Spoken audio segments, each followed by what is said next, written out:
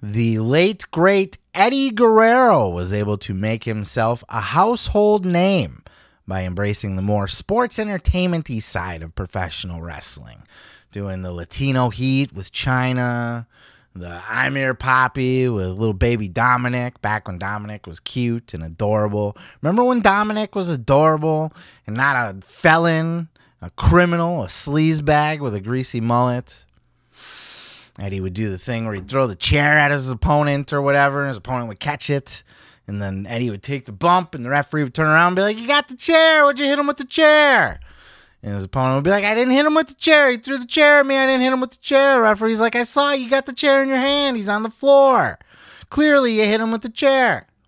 It was great. It was all fucking great. Eddie knew how to embrace the character side of things. He wasn't always like that. He was rather dry in his earlier years, early WCWs when I kind of came across Eddie Guerrero. And it wasn't really until the LWO stuff that he started to kind of come out of his shell as a personality, but he was always a great worker. But man, once he finally came out of his shell in WWE, he came out of his shell like came flying out of that bitch and became one of the biggest stars in the entire industry ever, period. Especially with the Latinos. And one of the things that got him over with the Latinos, besides just, you know, being a Latino heat, was embracing the culture. And part of that was the Lowrider. He came out with the Lowrider every single week. A different Lowrider from that city or whatever.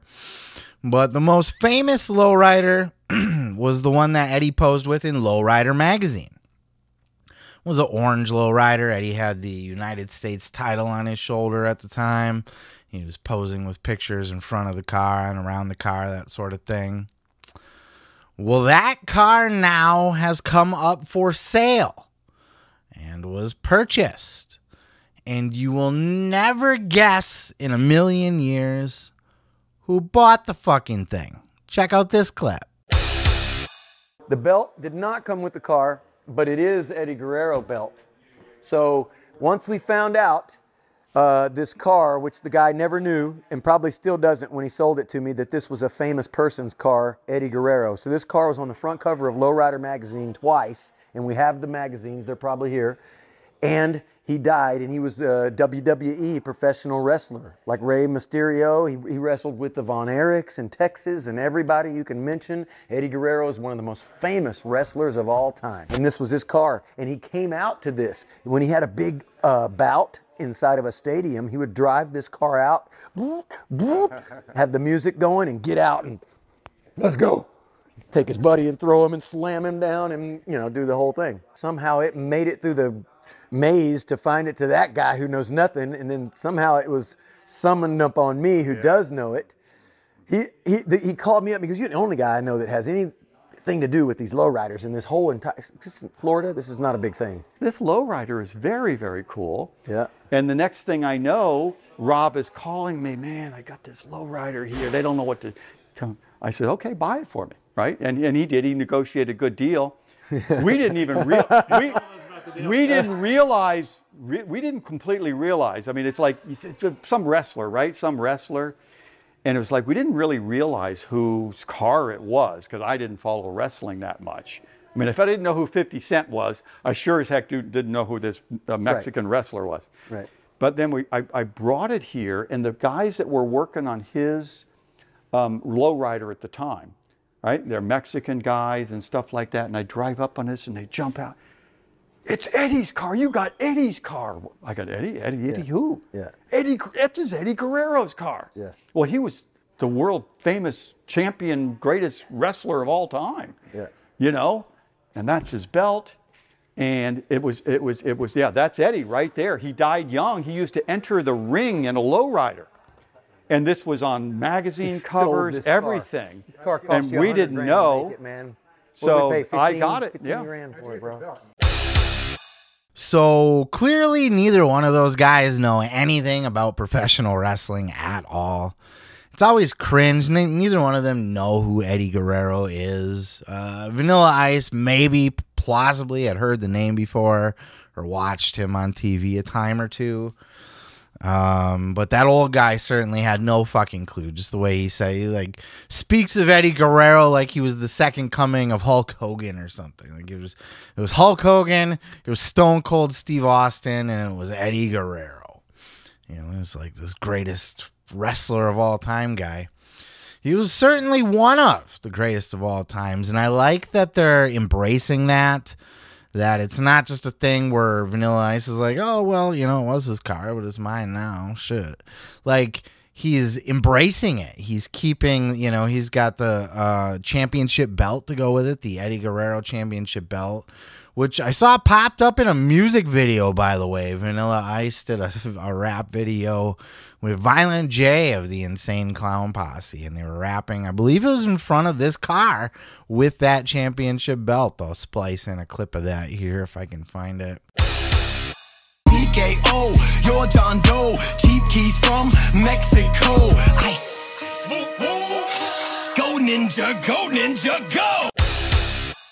Or Remember To, for that matter. But Eddie Guerrero, I like that they're keeping, you know, he's embracing it. He's like, okay, this was Eddie's car, so look, here's the framed Lowrider cover, here's the fucking Eddie Guerrero version of the world title that goes with the car now. It's just part of the car, it's in the collection. Like, it's dope. It's very cool because he doesn't have to do that. You know, he could make it his own car, or at the very least, you know, if he doesn't do anything different with it, he just doesn't have to recognize. But he's keeping it as this is Eddie Guerrero's car, bro. Bro, did you know this is Eddie Guerrero's car? I like that. I think that's fucking cool. And props to Vanilla Ice for that. I'm glad Suge Knight didn't drop him over the edge of that railing, and that he was still here to take good care of Eddie Guerrero's Lowrider. Oh, boy. I don't like that he kind of swindled the guy, though. I don't know if that makes it into my clip here or not, but Vanilla Ice tells the story of the guy he bought the car from, and that the guy had no idea what he had. Not only did he lie to him about lowriders not really being worth much these days, but he had no idea it was Eddie Guerrero's car. So Vanilla Ice just swindled this fucking guy out of this car. You know, I think there's a little bit of, look, on one hand, you could look at that and be like, shit, you got a good deal. You know what I mean? Like, if a guy doesn't know what he has and you can get a good deal, get a good deal. That's the art of the deal, right? It's doing business. That's how it's done on one hand. But then, you know, like the Pawn Stars do. Somebody will come in and be like, oh, I found this sword in my attic. I think it's worth like $100. And they'll be like, dude, this is like an ancient Aztecian fucking militia sword, and it's worth 10 grand, you idiot. They'll just lie to him and be like, yeah, I don't know, 100, I'll give you like 85 for that. And they'll be like, oh, he could easily. But no, they do the decent human being thing, and then they go, hey, man, just to let you know, this sword's worth way the fuck more than that. I still ain't going to give you shit for it. I'll give you like $300 for it, but it's worth like 10 grand. You know, I got to clean it up, take it to a guy. It's going to sit in the shop for a little while. Got to pay the auction fees, you know. I think it's cool that Vanilla Ice has Eddie Guerrero's car. I think it's cool that it's being taken care of. It's almost like you saw Vanilla Ice has like a car museum, like fucking, like he's, what's it, Jay Leno or some shit. You know, what's up with all these rich people in their cars? I would not have a goddamn car collection. Cars lose value, first of all, unless it's like some kind of, though I will say, you know, he had like a Model T in his garage and shit. I'd have a Model T. There's a couple cars I would get. I'd have a Dukes of Hazzard's car, for sure. I would want 2 Dukes of Hazzard's cars. I would want an original. Then I would want a modern one, but I would want it black on black, like matte black on shiny black or whatever. And just fucking black on black on black on black on black. Get rid of the rebel flag off the top of that shit. Put like a Punisher skull flag up there. Fuck yeah. That would be sweet. Get like an old Model T. That would be fun. Tesla. I want a Tesla. Pickup truck when you gotta haul around like dead bodies or, you know, dirt or brush from your yard or something like that. Whatever you're unloading, hauling, dropping in the middle of the ocean, whatever it is.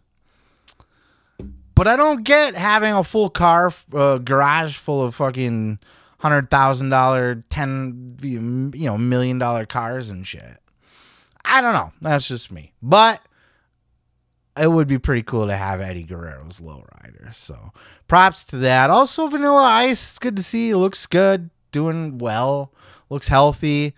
Kind of ADHD, isn't he? If you watch this full video, he's a pretty high-strung guy. Got a lot of energy. It's a little bit too much for me, but it seems like a decent guy.